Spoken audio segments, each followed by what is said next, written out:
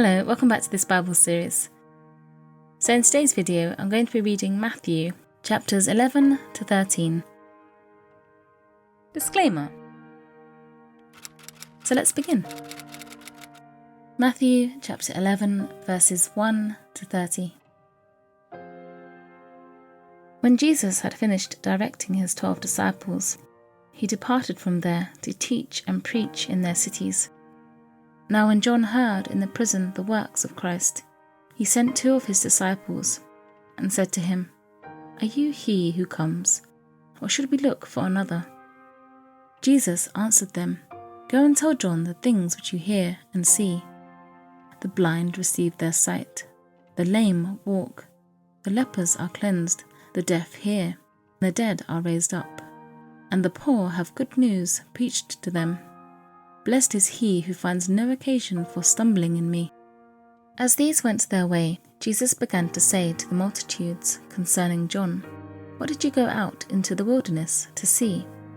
A reed shaken by the wind? But what did you go out to see? A man in soft clothing? Behold, those who wear soft clothing are in kings' houses. But why did you go out? To see a prophet? Yes, I tell you, and much more than a prophet. For this is he, of whom it is written, 'Behold, I send my messenger before your face, who will prepare your way for you.' Most certainly I tell you, among those who are born of women, there has not arisen anyone greater than John the Baptizer. Yet he who is least in the kingdom of heaven is greater than he.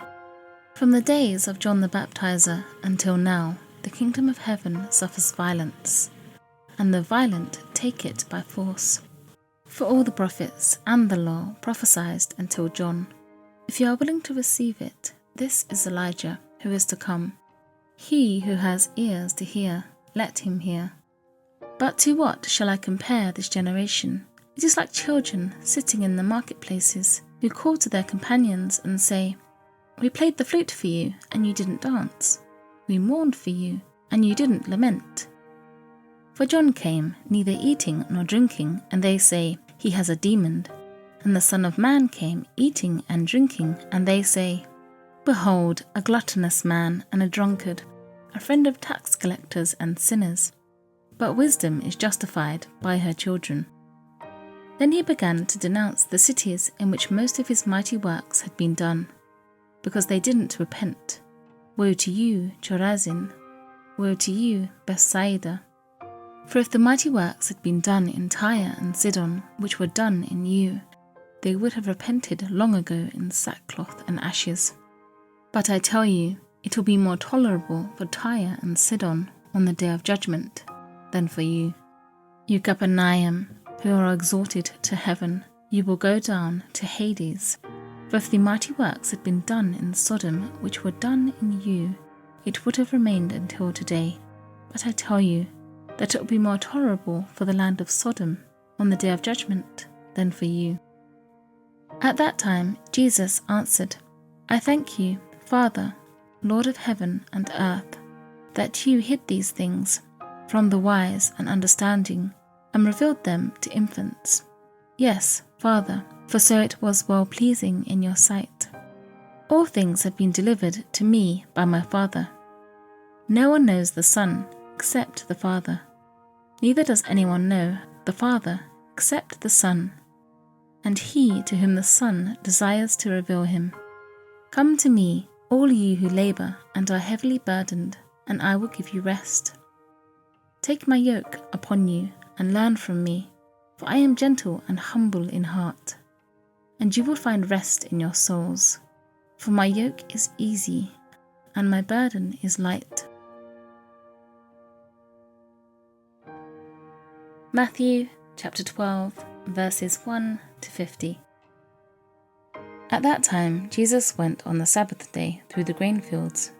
His disciples were hungry and began to pluck heads of grain and to eat. But the Pharisees, when they saw it, said to him, "Behold, your disciples do what is not lawful to do on the Sabbath." But he said to them, "Haven't you read what David did when he was hungry, and those who were with him? How he entered into God's house and ate the showbread, which was not lawful for him to eat, nor for those who were with him, but only for the priests. Or have you not read in the law that on the Sabbath day the priests in the temple profane the Sabbath and are guiltless? But I tell you that one greater than the temple is here. But if you had known what this means, I desire mercy and not sacrifice, you wouldn't have condemned the guiltless, for the Son of Man is Lord of the Sabbath." He departed from there and went into their synagogue, and behold, there was a man with a withered hand. They asked him, "Is it lawful to heal on the Sabbath day?" so that they might accuse him. He said to them, "What man is there among you who has one sheep, and if this one falls into a pit on the Sabbath day, won't he grab onto it and lift it out? Of how much more value then is a man than a sheep? Therefore it is lawful to do good on the Sabbath day." Then he told the man, "Stretch out your hand." He stretched it out, and it was restored whole just like the other. But the Pharisees went out and conspired against him, how they might destroy him. Jesus, perceiving that, withdrew from there.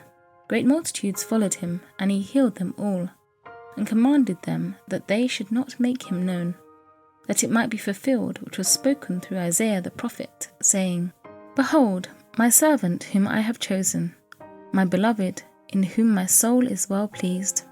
I will put my spirit on him. He will proclaim justice to the nations. He will not strive nor shout, neither will anyone hear his voice in the streets. He won't break a bruised reed. He won't quench a smoking flax, until he leads justice to victory. In his name the nations will hope." Then one possessed by a demon, blind and mute, was brought to him, and he healed him, so that the blind and the mute man both spoke and saw. All the multitudes were amazed and said, "Can this be the son of David?" But when the Pharisees heard it, they said, "This man does not cast out demons except by Beelzebul, the prince of the demons." Knowing their thoughts, Jesus said to them, "Every kingdom divided against itself is brought to desolation, and every city or house divided against itself will not stand. If Satan casts out Satan, he is divided against himself. How then will his kingdom stand?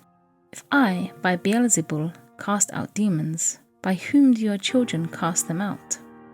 Therefore they will be your judges. But if I, by the Spirit of God, cast out demons, then God's kingdom has come upon you.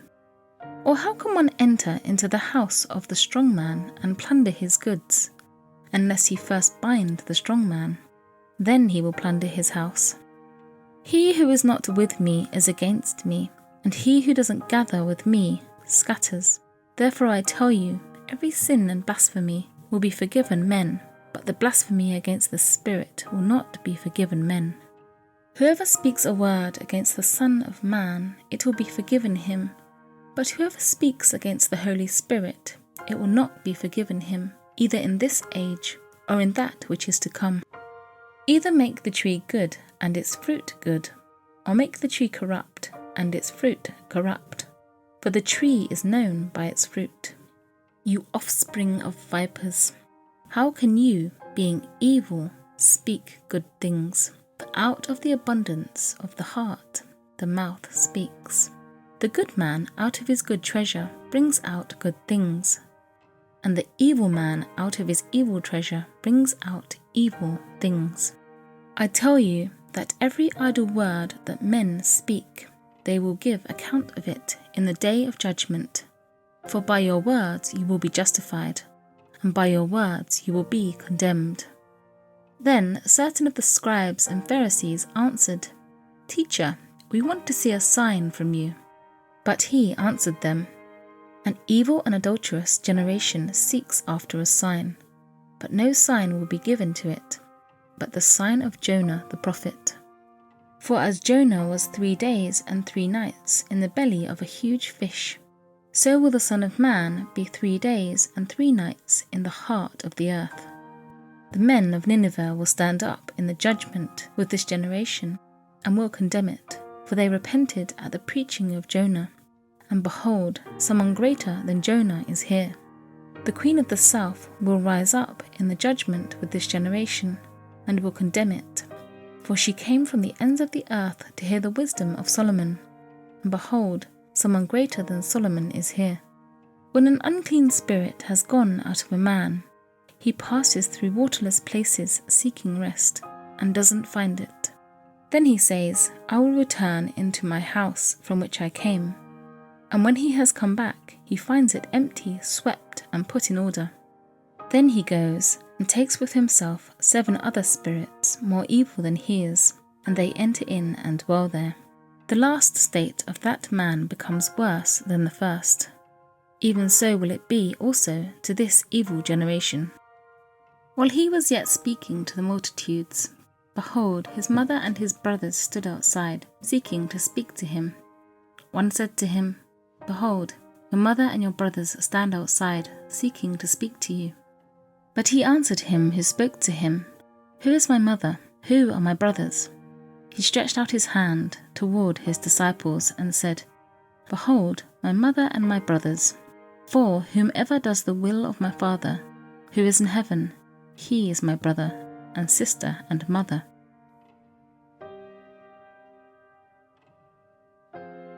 Matthew chapter 13, verses 1 to 58. On that day, Jesus went out of the house and sat by the seaside. Great multitudes gathered to him, so that he entered into a boat and sat, and all the multitude stood on the beach. He spoke to them in parables, saying, Behold, a farmer went out to sow. As he sowed, some seeds fell by the roadside, and the birds came and devoured them. Others fell on rocky road, where they didn't have much soil, and immediately they sprang up, because they had no depth of earth. When the sun had risen, they were scorched. Because they had no root, they withered away. Others fell among thorns. The thorns grew up and choked them. Others fell on good soil and yielded fruit. Some 100 times as much, some 60, and some 30. He who has ears to hear, let him hear. The disciples came and said to him, Why do you speak to them in parables? He answered them, To you it is given to know the mysteries of the kingdom of heaven, but it is not given to them. For whoever has, to him will be given, and he will have abundance. But whoever doesn't have, from him will be taken away, even that which he has. Therefore I speak to them in parables, because seeing they don't see, and hearing they don't hear, neither do they understand. In them the prophecy of Isaiah is fulfilled, which says, By hearing you will hear, and will in no way understand. Seeing you will see, and will in no way perceive. For this people's heart has grown callous. Their ears are dull of hearing, and they have closed their eyes. Or else perhaps they might perceive with their eyes, hear with their ears, understand with their heart, and would turn again, and I would heal them. But blessed are your eyes, for they see, and your ears, for they hear. For most certainly, I tell you, that many prophets and righteous men desired to see things which you see, and didn't see them, and to hear things which you hear, and didn't hear them. Hear then the parable of the farmer. When anyone hears the word of the kingdom, and doesn't understand it, the evil one comes and snatches away that which has been sown in his heart. This is what was sown by the roadside. What was sown on the rocky places, this is he who hears the word, and immediately with joy receives it. Yet he has no root in himself, but endures for a while. When oppression or persecution arises because of the word, immediately he stumbles. What was sown among the thorns, this is he who hears the word, but cares of this age, and the deceitfulness of riches choke the word, and he becomes unfruitful. What was sown on the good ground, this is he who hears the word and understands it, who most certainly bears fruit and produces some 100 times as much, some 60, and some 30. He set another parable before them, saying, The kingdom of heaven is like a man who sowed good seed in his field. But while people slept, his enemy came and sowed darnel weeds also among the wheat, and went away. But when the blade sprung up and produced grain, then the darnel weeds appeared also. The servants of the householder came and said to him, "Sir, didn't you sow good seed in your field? Where did these darnel weeds come from?" He said to them, "An enemy has done this." The servants asked him, "Do you want us to go and gather them up?" But he said, "No, lest perhaps while you gather up the darnel weeds, you root up the wheat with them. Let both grow together until the harvest, and in the harvest time I will tell the reapers, first gather up the darnel weeds, and bind them in bundles to burn them, but gather the wheat into my barn." He set another parable before them, saying, "The kingdom of heaven is like a grain of mustard seed, which a man took and sowed in his field, which indeed is smaller than all seeds. But when it is grown, it is greater than the herbs and becomes a tree, so that the birds of the air come and lodge in its branches." He spoke another parable to them. "The kingdom of heaven is like yeast, which a woman took and hid in 3 measures of meal, until it was all leaven." Jesus spoke all these things in parables to the multitudes, and without a parable he didn't speak to them, that it might be fulfilled which was spoken through the prophet, saying, "I will open my mouth in parables, I will utter things hidden from the foundation of the world." Then Jesus sent the multitudes away and went into the house. His disciples came to him, saying, "Explain to us the parable of the darnel weeds of the field." He answered them, "He who sows the good seed is the Son of Man. The field is the world. The good seeds are the children of the kingdom, and the darnel weeds are the children of the evil one. The enemy who sowed them is the devil. The harvest is the end of the age, and the reapers are angels. As therefore the darnel weeds are gathered up and burned with fire, so will it be at the end of this age. The Son of Man will send out his angels, and they will gather out of his kingdom all things that cause stumbling, and those who do iniquity, and will cast them into the furnace of fire. There will be weeping and gnashing of teeth. Then the righteous will shine like the sun in the kingdom of their Father. He who has ears to hear, let him hear. Again, the kingdom of heaven is like treasure hidden in the field, which a man found and hid. In his joy, he goes and sells all that he has and buys that field.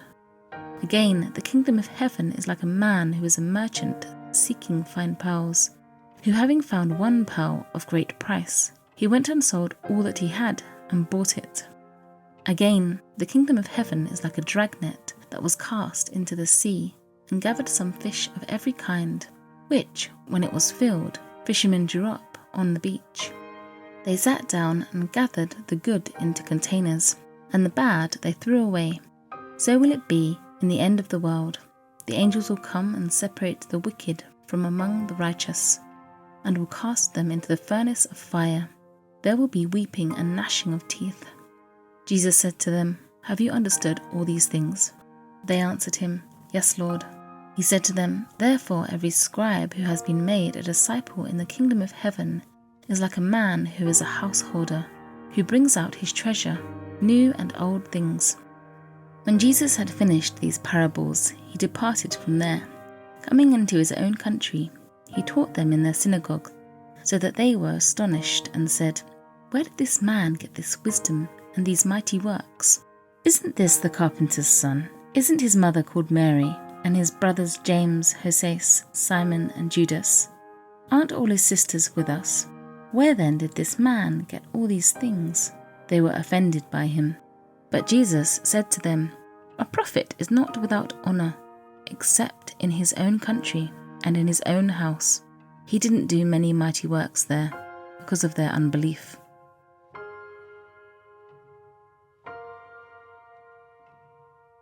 So that's it for today. I hope you found that interesting and useful. And I also just want to say, if you're new to this channel, if you watch 1 video a day, in 1 year you'll have read the whole Bible. And also, I'm dyslexic, and I find that when I listen to the words of a book, as well as read the words, I kind of understand what's being read, and I find it easier to focus as well, especially with books like this that are a bit more complicated, and I want to understand, and I hope it helps you to understand as well. So yeah, so I'll see you in tomorrow's video. Okay, thank you for listening. Bye.